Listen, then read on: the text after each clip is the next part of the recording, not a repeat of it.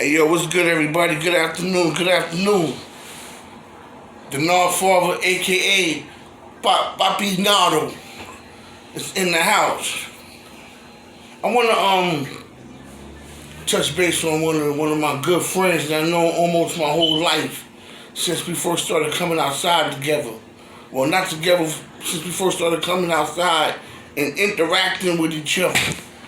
Like one of my day one first time come outside dudes. Killer Kev. Killer Kev is a good dude. We go way back. We actually met in the doctor's office on the Ave, Green building on the Ave. We met a long time ago. My mom's had me and the doctor. His mom's had him and his sister and the doctor. Some drunk lady was in there trying to pick a fight with everybody in there. My mom's and his mom's getting ready to jump that chick. You know what I'm saying? They was getting ready to jump her, man. They was getting ready to give it to her, word up. Killer Kev mom's picked up a chair. That's what shut everything down. Like, all right, we had to get the lady. Not we. I was about 6, 7 years old. The doctors had to get that drunk lady out of there because they was about to really hurt this lady in there. Killer Kev mom's one of the sweetest people you ever meet in your life. Killer Kev mom's was a real nice, sweet person. But if you pushed her the wrong way, thinking because she's so nice, she'll flip on you, yo. She'll get it in. Nice, one of the nicest people you ever met, sweet lady. Go to church, bother nobody. But boy, you flip that lady the wrong way, boy. You mess with her the wrong way, and you got a fight on your hands. And you could tell Kev had a little bit of that in him too. Like yo, where you get that from? Where you get that from? But little Kev was like that all the time when he had to be. His mother, she displayed her sweet side all the time. Then that 1% time, 99% of the time, she was the sweetest person alive, like the sweetest person. But that 1%, be careful what you ask for. Cause that 1% could overtake that other 99% in a heartbeat, in a bang. Sheer, you know, and I just want to know where he's at right now. I just want to make sure that he's safe. That's why I really did this blog on him. You know what I mean? To tell a little story about me and his family. His sister used to rock the nice Deodoras back in '86. When Rakim first came out, some people heard his name, some didn't. But they just knew when that song came on. Yo, we had a strut for that, you know what I mean? And she had the Deodoras on. And I remember her when they had the street blocked off, when she was doing a little dance in the street. And it was at nighttime when them Deodoras was different colors. Yo, that sucker looked as fly as hell. I had to get the man's car. I was rocking them suckers, word up. So shout out to Kev's sister as well. But I just want to know where Killer Kev is at. Make sure he alright, if he's locked up or he's someplace else or he's somewhere safe. You know what I mean? I haven't spoken to him. I seen him on the Ave and I got on him about that Queenzflip thing when I first got him into boxing. To my, yeah.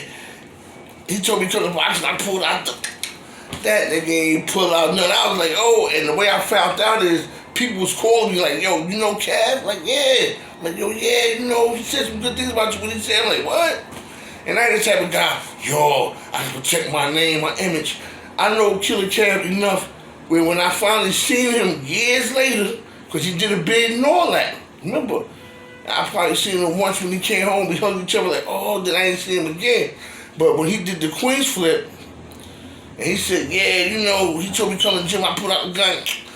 I said, yo, why you told people that shit on the internet, man? What I ain't tell nobody. I'm like, yo, why you told people that shit on the internet, man? Blah, blah, blah. He's like, oh. But I also know he been through so much since we last hung out together in our early ages, in our early adult stages. You know what I'm saying? He did his bid. You know, we both had different lives. You know, I love Kev. I had to hug him. You know what I'm saying? Like, yo, why you told people that, man? People gonna. The truth was, when we spoke that night about him coming to the gym, I forgot all about the talk. When I went upstairs to my house, we lived down the block, across the street and down the block from each other. He lived on one corner, I lived on the other corner, but the same projects, the same complex. So we seen each other every day because you go to the basketball court. We went to the same places, Miss Jones Center. We went to the same places, so we seen each other every day, just about. I'm going to the gym, right? I come outside, Kev sitting on the bench. I'm like, that's when I remember, like, oh, yo, wait, yo, I thought you was coming to the gym. I'm coming. I was waiting for you on the bench, but that's how much he wanted it. I'm gonna sit on him, yo, he probably came on the block, yo, where he at? He just went upstairs to get his bag. Like, he had me timed, you know what I'm saying? When I came out the building, he was on the bench, he was ready for me. We went to the gym. Within a week or two, they was putting little Kev in with amateur fighters that was winning national titles, future world champions, you know what I mean? Junior Jones, shout out to Junior Jones. They was putting him in with Junior Jones, and Junior Jones had them shoulders like a young Tommy Hearns, like a 119, 125 pounder with shoulders. And Junior Jones was banging with him, bang, bang. But you know what? Kev was giving it back to him. Streetwise, Kev's survival instincts were strong. Kev gave it back to him. He had to bust the lip, but look who he was in there with. And then they put him in there with somebody that started just like him, he would have killed him.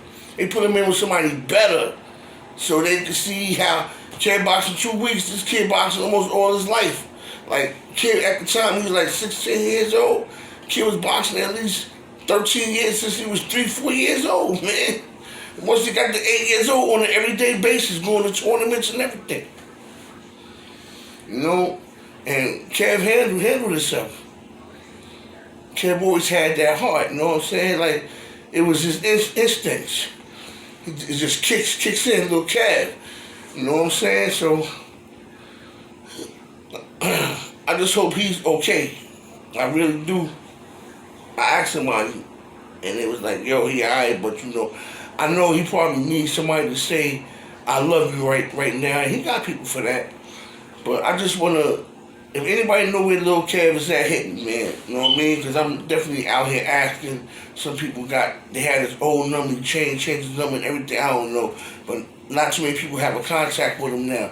So if you know where Lil Kev is at, let me know so I can holler at him. The Nard Father, get back to y'all soon. Peace.